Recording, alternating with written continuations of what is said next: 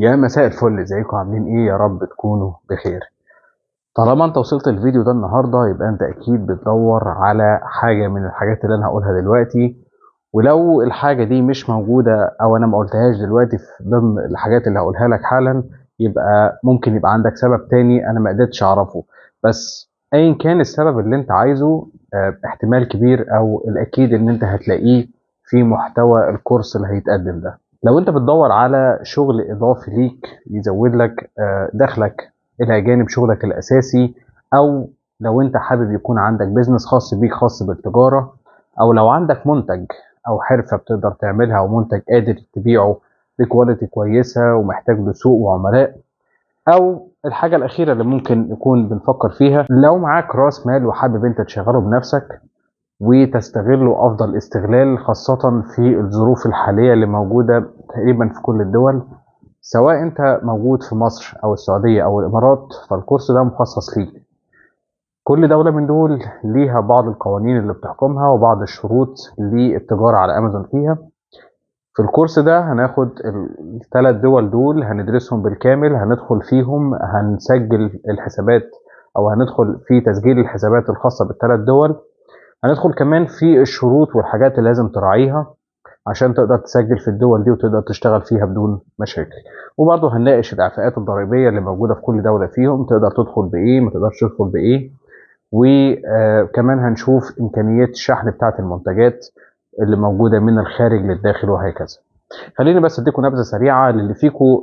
يعني ما فيش حد فينا تقريبا ما سمعش عن امازون. امازون هي شركة عالمية، تعتبر الشركة رقم 3 عالميا في مجال الإيرادات. إيراداتها وأرباحها هي رقم 3 عالميا بعد وول مارت وشركة صينية تانية هي رقم 3. كانوا بيتكلموا تقريبا في 457 مليار في 2022، دي كان حجم الأرباح الخاصة بيها. هي موجودة في أكتر من دولة. احنا الحقيقه اللي يهمنا في الجزئيه دي، هم طبعا بيشحنوا منتجاتهم تقريبا لحوالي 100 دوله حوالين العالم، بس احنا اللي يهمنا في الجزئيه دي الثلاث دول اللي احنا هنشتغل عليهم في الكورس. مصر دي بدات في سبتمبر 2021،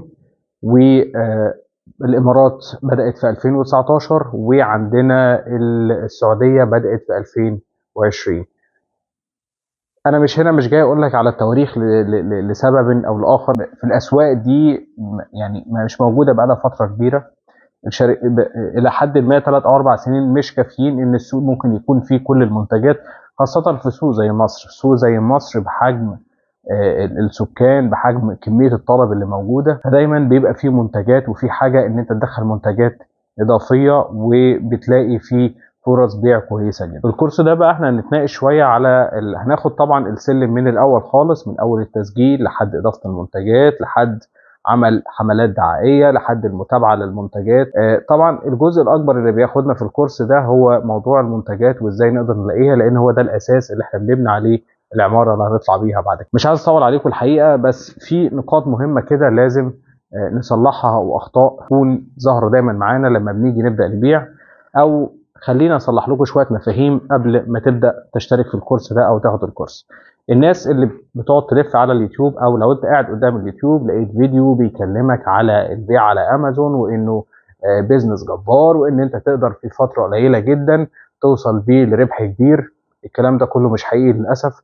وهي زيها زي اي تجاره، انت لازم تجتهد فيها علشان تقدر توصل لحاجه. ده حتى النصاب لو بيحاول ينصب على شخص عشان يقدر يطلع منه باي حاجه لازم بيجتهد او بيعمل مجهود. فهو الموضوع مش سهل ومش صعب قوي عشان مستحيل. يعني الموضوع ان بتوين تقدر تظبط الدنيا فيه.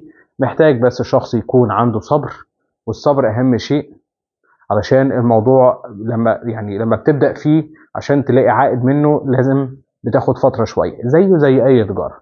النقطة التانية المهمة اللي الناس كتيرة للأسف واخدة فكرة عنها خطأ، وان انت ممكن تبدأ او يكون لازم معاك راس مال كبير. الحقيقه انا مش بشوف ان دي يعني حاجه حقيقيه، لان انت ممكن تبدا باقل راس مال موجود معاك، بالمبلغ اللي موجود معاك ممكن تبدا بيه. اهم شيء اختيارك للمنتج يكون صح. اختيارك للمنتج لو صح كل الباقي ده هيبقى امره بسيط. وفي جزئيه تانية برضو مهمه، او النقطه الثالثه معانا، وهي ان الارباح مرتبطه براس المال. ما تتوقعش ابدا ان انت هتستثمر مثلا $100 $200 او في مصر مثلا بالجنيه المصري وهتلاقي الارباح اضعاف الرقم ده. ده مش حقيقه. انت لازم يكون في نسبه وتناسب ما بين الارباح اللي هتحققها وراس المال، زيها زي اي تجاره. مش هتستثمر النهارده 100 ريال او 100 جنيه او 100 درهم وتتوقع ان انت تحصل منهم على 1000. ده مش حقيقه ابدا. بس انت ممكن مع الوقت توصل للرقم ده زيها زي اي تجاره. فالاوفر اكسبكتيشنز ده بلاش منه في البدايه.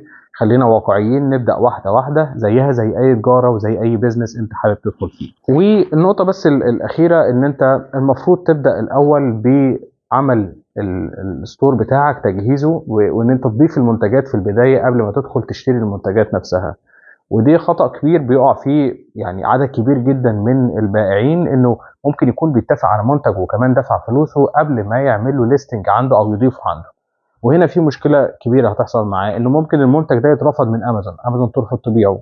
ساعتها هيكون الشخص ده جاب المنتج ده ووفره قبل ما يبدا يبيع، ودي مشكله كبيره هتخليه ممكن يخسر قيمه منتجاته دي كلها.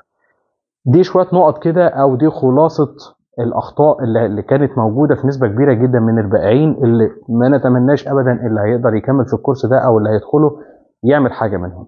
ركزوا جدا في النقطه اللي بقولها دي، لان دي مثلا خلاصه تجارب كتير جدا مع بائعين اخطاوا في الاخطاء دي وللاسف وقعوا في مشاكل، وبرضه بنحاول نساعدهم يعني. بس تجنبوا الاخطاء دي في البدايه عشان الدنيا تكمل بدون مشاكل.